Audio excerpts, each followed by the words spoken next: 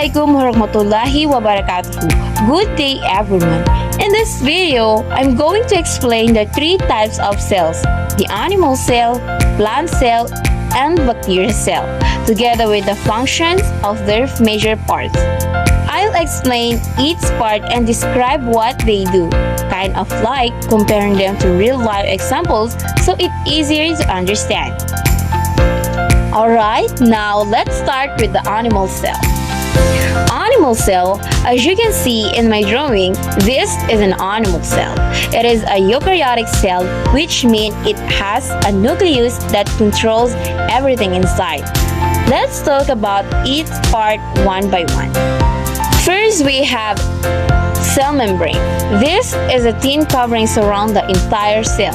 It controls what enters and leaves the cell, just like a security guard at the gate of a school.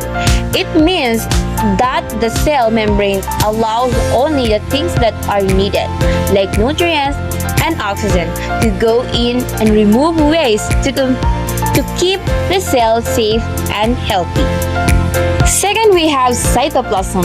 This is a jelly-like substance inside the cell. It holds all the organelles in the place and allows them to move around.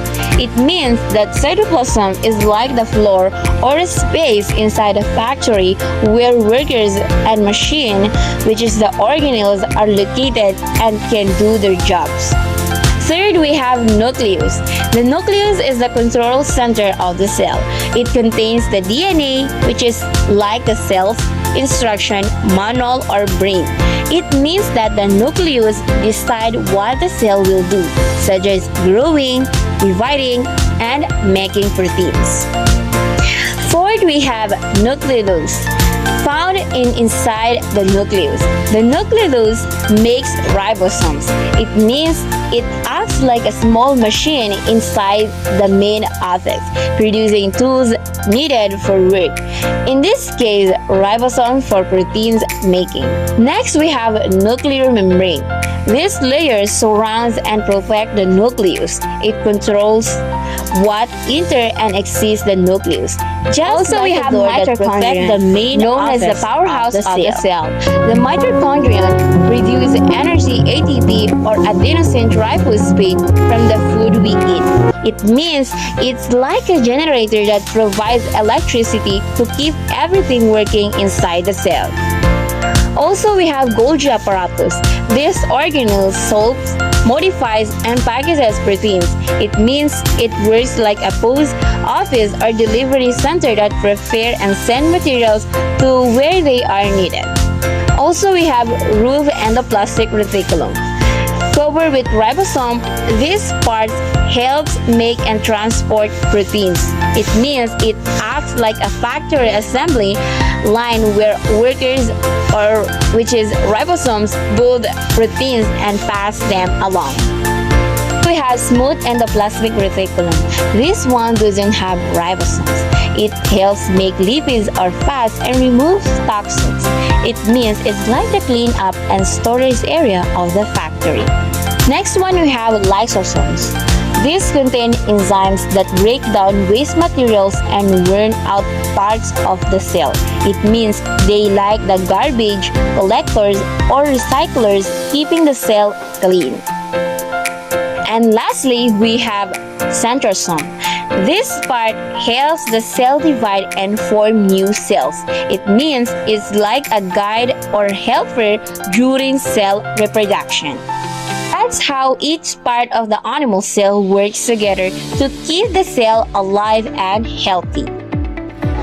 Now, let us move on to the plant cell. Plant cells are also eukaryotic, but they have extra parts that make them special.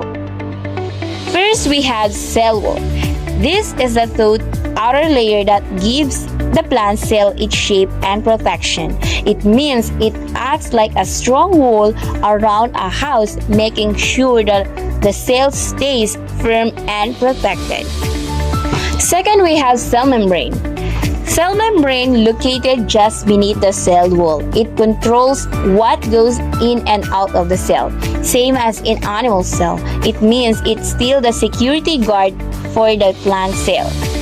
Third, we have cytoplasm, the jelly-like substance where organelles float and chemical reaction happens. It means this is the workspace where the plant cell perform all its activities. Fourth, we have nucleus, nucleolus, and nuclear membrane. This part function just like in animal cells, controlling the cell's activities, protection the DNA, and making ribosomes. Next, we have mitochondrion. It's still the powerhouse of the cell. Same with the animal cell, it's providing energy for all functions.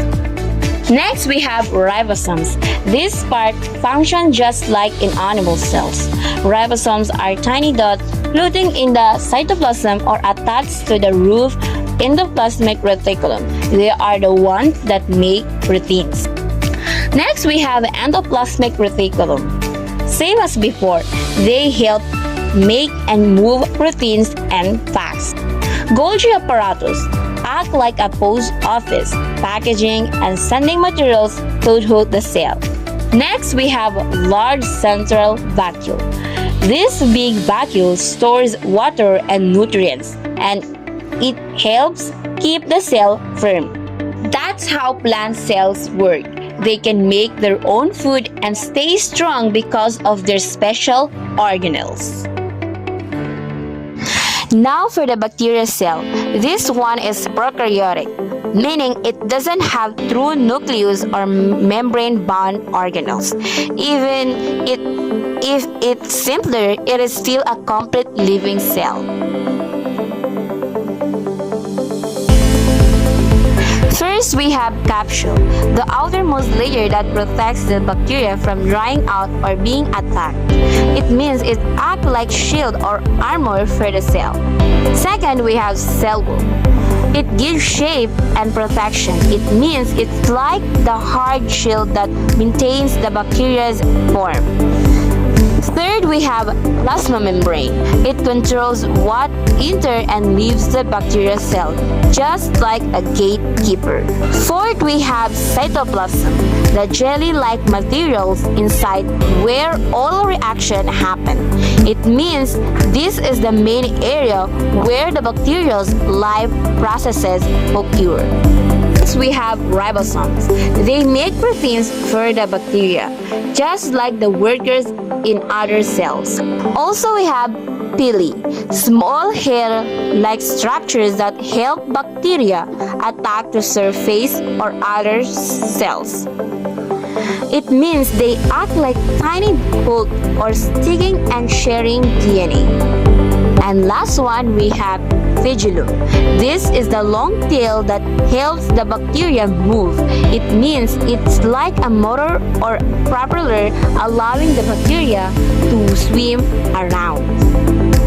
In conclusion, animal and plant cells are eukaryotic, meaning they have a true nucleus and membrane-bound organelles. Plant cells have extra parts like cell wall, chloroplast, and large vacuole. Bacteria cells are prokaryotic, simpler without a nucleus, but still capable of living and reproducing. Each cell type has its own special structures that help it survive, grow, and do its job. That's all for my presentation. Thank you for watching. I hope you learned a lot about the animal cell, plant cell, and bacteria cell. Once again, my name is Bello K. Yamela.